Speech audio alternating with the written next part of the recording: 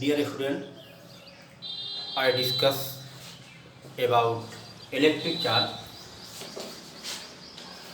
Electric charge को discuss तो कर चुके हैं, इसके पहले भी शायद वीडियो आपके पास सेंड हुआ होगा। फिर थोड़ा सा हम इसको बैक चलते हुए प्रोसीड करेंगे आगे की तरफ। इलेक्ट्रिक चार्ज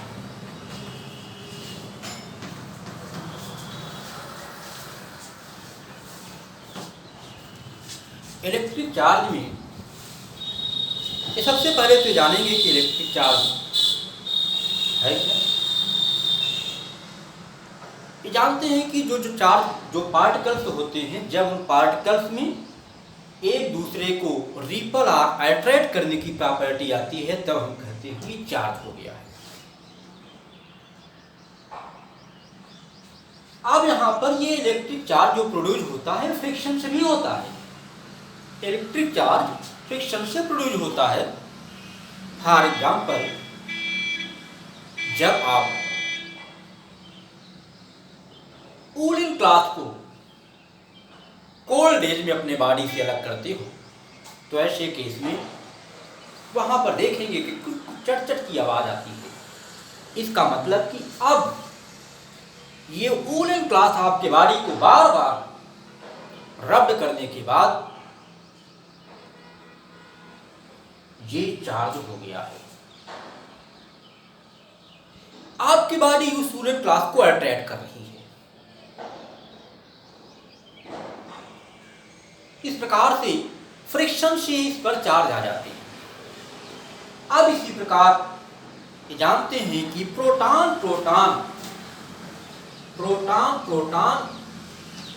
एक दूसरे को रिपल करते हैं, इलेक्ट्रॉन भी एक दूसरे को रिपल करते हैं, बट एक प्रोटॉन और एक इलेक्ट्रॉन एक दूसरे को अट्रैक्ट करते हैं। अब क्लियर करिएगा कि प्रोटॉन रिपल कर रहा है, इलेक्ट्रॉन रिपल कर रहा है, बट प्रोटॉन और इलेक्ट्रॉन अट्रैक्ट कर रहे हैं। तो यहाँ पर इनके बीच जो फोर्स लग रहा है, इस फोर्स से तो क्लियर है इन पर चार्ज है। ये चार्ज के कारण ही क्या कर रहा है, ये अट्रैक्ट और रिपल कर रहा है। और यहां पर ये प्रोटॉन को रिपल कर रहा है, इसका मतलब कि प्रोटॉन पर सेम चार्ज है। इलेक्ट्रॉन को रिपल कर रहा है, इसका मतलब इलेक्ट्रॉन पर भी सेम चार्ज है, बट प्रोटॉन इलेक्ट्रॉन को अट्रैक्ट कर रहा है। मींस प्रोटॉन और इलेक्ट्रॉन पर अपोजिट चार्ज है। ठीक है, प्रोटॉन और इलेक्ट्रॉन इन दोनों पर अपोजिट चार्ज है। तो इससे क्लियर हो रहा है कि प्रोटॉन और इलेक्ट्रॉन इन दोनों पर अपोजिट चार्ज है। तो इस प्रकार से हम चार्ज की डिफिनेशन दे सकते हैं। The property of proton or an electron due to exerted electrostatic force between them। यहां पर जो रिपल्सन और अट्रैक्शन फोर्स लग रहा है, उसी रिपल्सन और अट्रैक्शन फोर्स को ही इलेक्ट्रोस्टैटिक फोर्स कहते हैं। तो इलेक्ट्रिक चार्ज को डिफाइन कर सकते हैं कि the property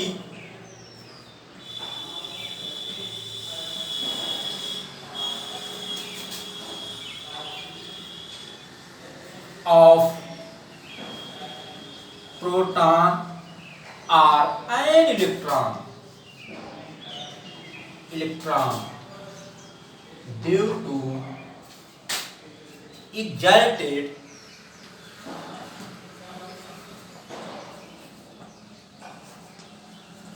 electrostatic force between them।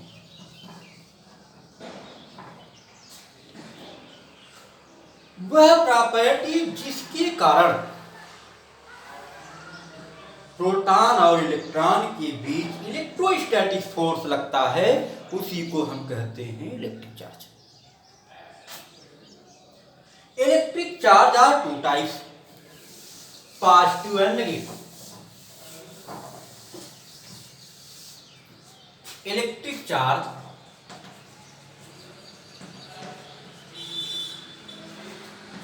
Are two types,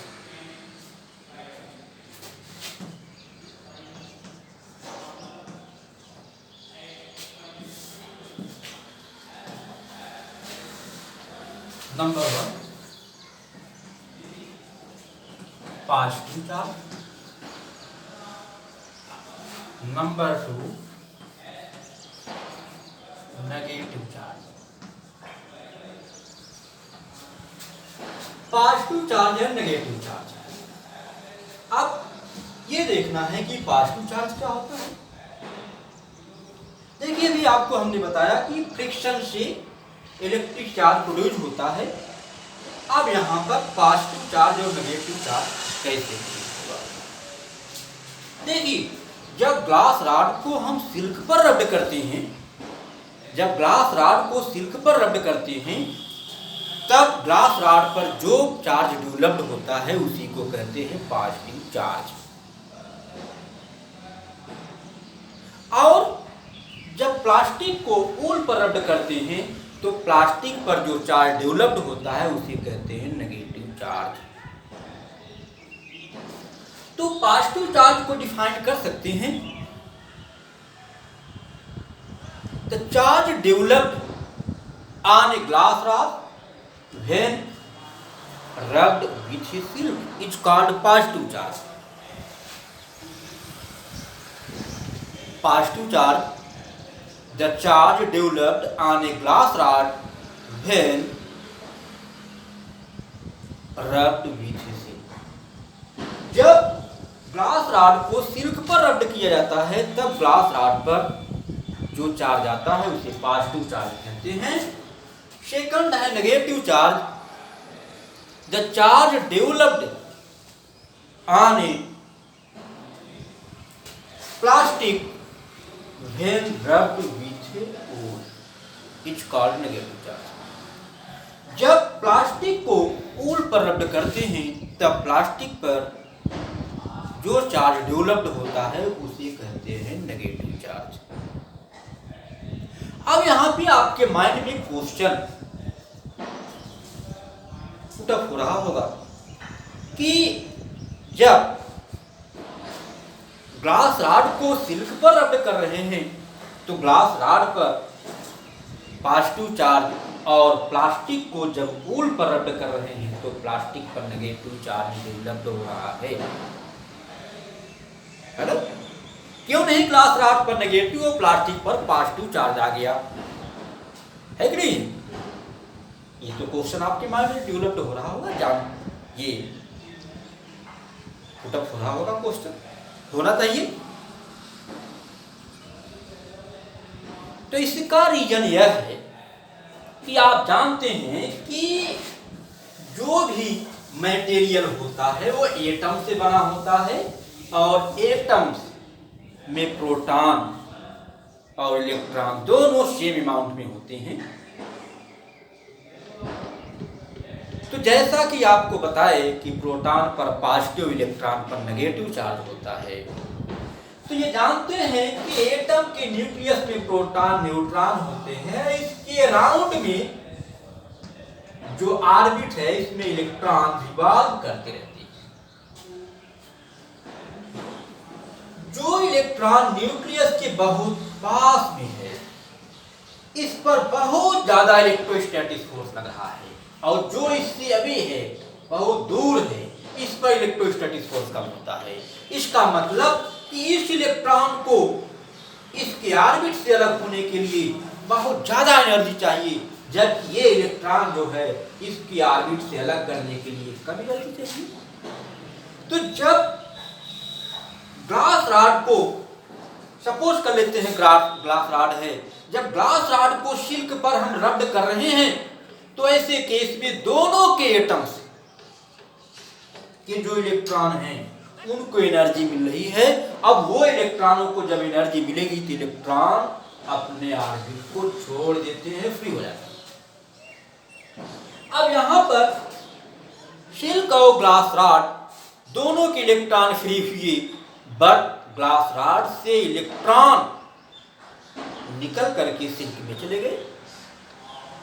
आप जानते हो कि यहां से अगर इलेक्ट्रॉन, सपोज कर लीजिए यहां पर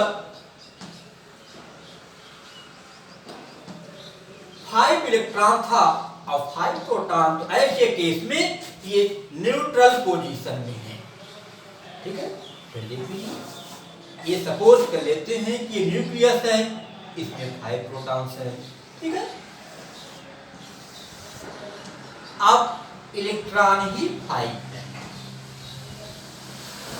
अब इस इलेक्ट्रॉन को एनर्जी मिली, इलेक्ट्रॉन मूव कर गया। तो अब यहां पे नंबर ऑफ इलेक्ट्रॉन कितने बच गए? 1 2 3 4, 4 इलेक्ट्रॉन। एक इलेक्ट्रॉन चला गया, इसका मतलब कि अब यहां पर हाई पॉजिटिव प्रोटॉन है और 4 इलेक्ट्रॉन है। प्रोटॉन पर पॉजिटिव चार्ज होता है, तो अब ये एटम आयनित हो गया। इस पर जो चार्ज आएगा वो आएगा पॉजिटिव। ये तो आपको केमिस्ट्री में पढ़े होंगे, आपको पता भी है। तो इस प्रकार से यहां पे जब इसको रब्ड किया गया तो ग्लास रॉड से इलेक्ट्रॉन मूव करके सिल्क में चले गए, और जितने इलेक्ट्रॉन मूव करके सिल्क में जाते हैं उतना पॉजिटिव चार्ज इस सिल्क में इंक्रीज कर जाता है, सॉरी ग्लास रॉड में इंक्रीज कर जाता है। अब आप ये सोच रहे होंगे कि इलेक्ट्रॉन मूव करके ग्लास रॉड से सिल्क में ही क्यों गया, क्योंकि दोनों के इलेक्ट्रॉन फ्री हैं। तो इलेक्ट्रॉन ग्लास रॉड से मूव करके सिल्क में ही गया, क्यों नहीं सिल्क से मूव करके ग्लास रॉड में आ गया, है कि नहीं है? हाँ, तो यहां पर ऐसा है, आप पढ़े होंगे इलेक्ट्रोनेगेटिविटी। ग्लास रॉड और सिल्क में सिल्क की इलेक्ट्रोनेगेटिविटी ग्रेटर है ग्लास रॉड से। अब इलेक्ट्रोनेगेटिविटी का मतलब यह होता है जिसकी इलेक्ट्रोनेगेटिविटी जितना ज्यादा होती है वो इलेक्ट्रॉन को एक्सेप्ट करने की प्रॉपर्टी उतना ज्यादा रखता है। तो अब यहां पर ग्लास रॉड से इलेक्ट्रॉन निकल करके सिल्क में जाएंगे, क्योंकि इसकी इलेक्ट्रोनेगेटिविटी ज्यादा है, तो ये ज्यादा से ज्यादा इलेक्ट्रॉन को लेना चाहता है, तो इलेक्ट्रॉन मूव करके इसमें चला जाएगा। बट इलेक्ट्रॉन यहां नहीं आएगा क्योंकि इलेक्ट्रोनेगेटिविटी इसकी ज्यादा है। ठीक इसी प्रकार जब प्लास्टिक को ऊल पर रब करते हैं तो ऊल से इलेक्ट्रॉन मूव करके प्लास्टिक पे जाते हैं, जिससे प्लास्टिक पर नेगेटिव चार्ज आ जाता है। क्लियर? इस प्रकार से ये चार्ज 2 टाइप होता है, पॉजिटिव एंड नेगेटिव। अब क्लियर करिएगा कि प्रोटॉन और electron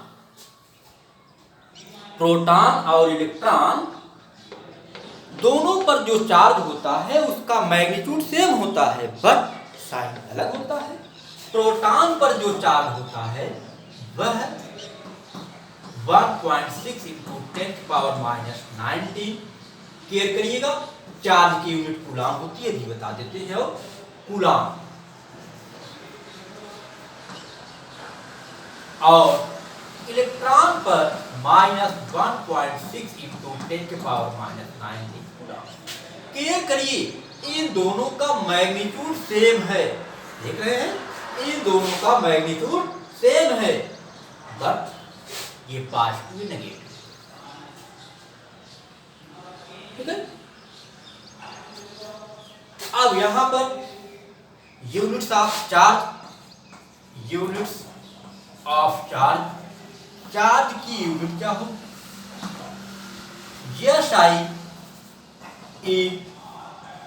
SI system coulomb,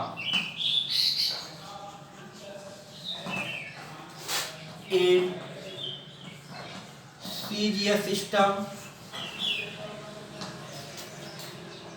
3 unit होती है, state Coulomb, Franklin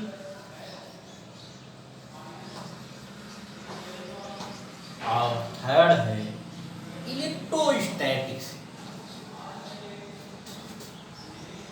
electrostatic units of charge, जिसको कहते हैं EFU। EF, ठीक है। अब यहां पर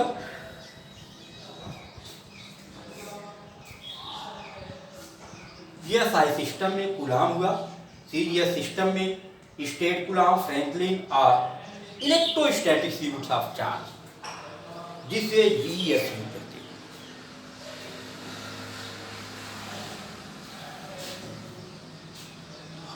अब यहां पे देखते हैं कि प्रॉपर्टी क्या है, चार्ज की क्या प्रॉपर्टी है।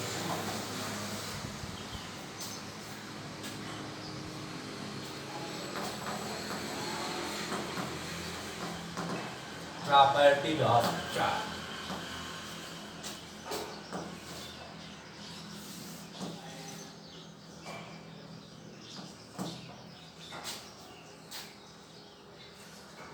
अब यहां पे क्लियर करना है कि प्रॉपर्टी जो इसकी होती है वो 3 प्रॉपर्टी है।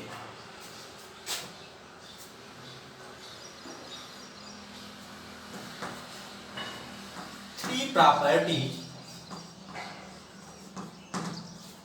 Of electric charge. First,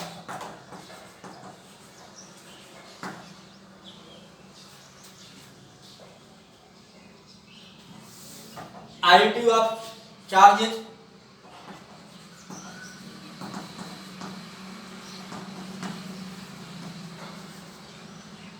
second, conservation of charges,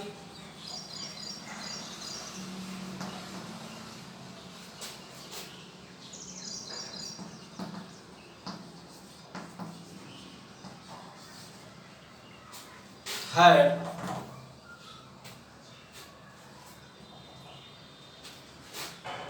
quantization,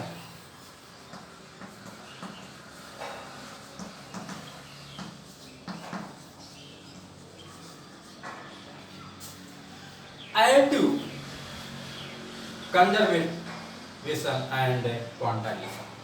additive of charges, additive of charges में क्या है, कोई सिस्टम है, उस सिस्टम में charge Q1, Q2, Q3, Q4 हैं, तो टोटल चार्ज हो जाएगा Q equal Q1 plus Q2 plus Q3 dot dot Q। यहाँ पे किसी सिस्टम में टोटल चार्ज को ऐड कर दिया जाता है। नेक्स्ट है conservation of charges. Conservation of charges, charges neither create nor destroy but transmitted one body to another body। Charge न तो क्रिएट होते हैं न तो डिस्ट्रॉय होते हैं, बट वे एक बॉडी से दूसरे बॉडी पर ट्रांसमिट हो जाते हैं।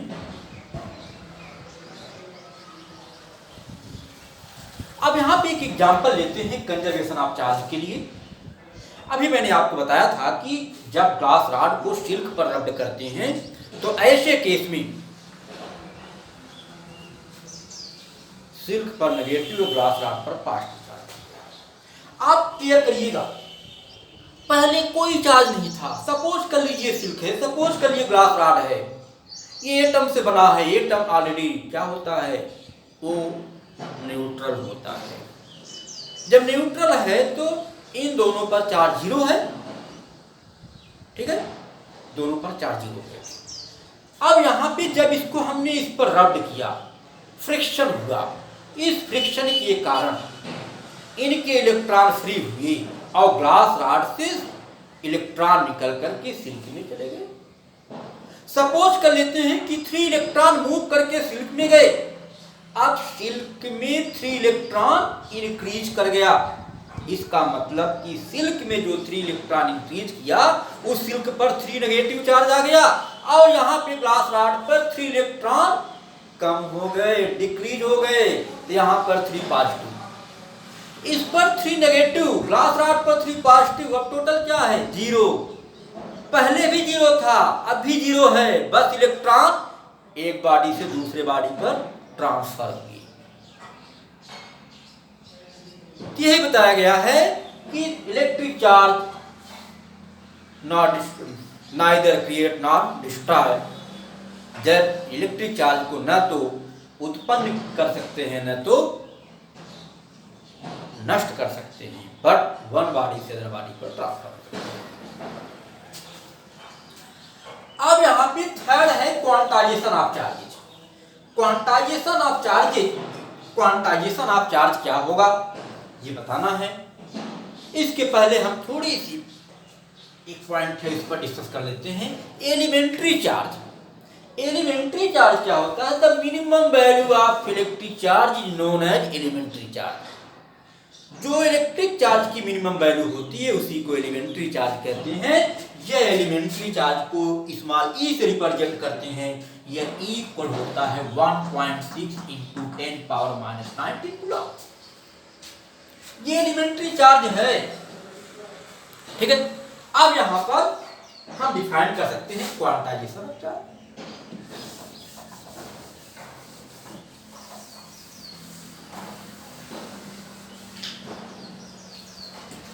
ठीक है। अब क्वांटाइजेशन ऑफ चार्ज में इसमें जो एलिमेंट्री चार्ज होता है, in quantization of charge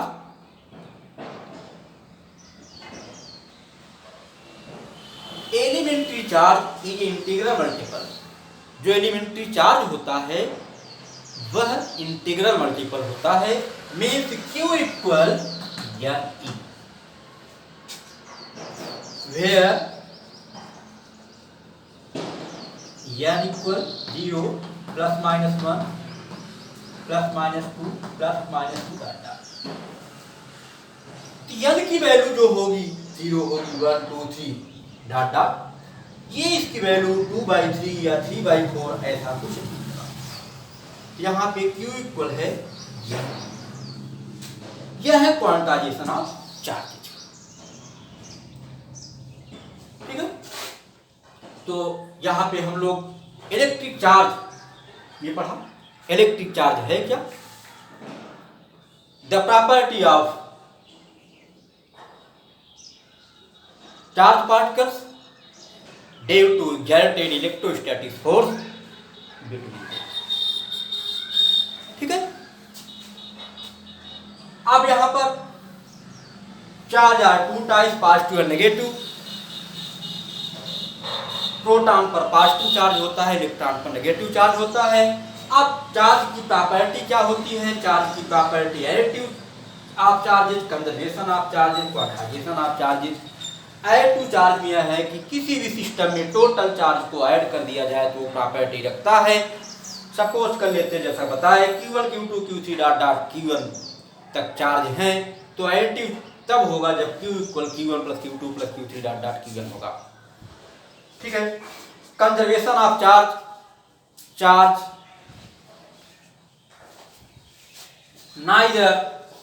can be neither create nor destroy but transmitted one body to another body।